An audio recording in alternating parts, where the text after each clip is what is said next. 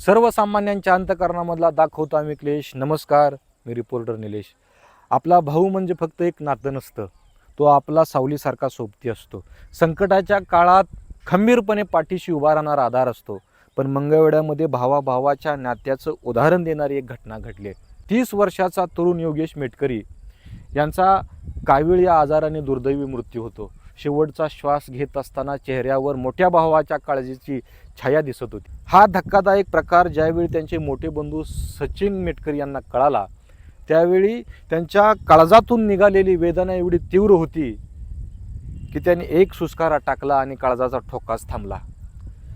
हृदयविकाराचा झटका आणि भावाच्या अचानक जाण्याचा धक्का, ही वेदनेची साखळी इतकी असह्य होती की सचिन मेटकरी यांनी सुद्धा या जगाचा निरोप घेतला.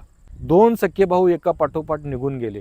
एकाच आईच्या पोटी जन्मलेले आणि आता एकाच अग्नीत विलीन झालेले. कदाचित देवालाही हे नातं एवढं पवित्र वाटलं की दोघांनाही एकमेकाशिवाय जगूच दिलं नाही. आणि प्रत्येकाच्या मुखातून एकच शब्द येतोय की भाव असावा तर असा आणि भावाभावाचं नातं असावं तर ते असं.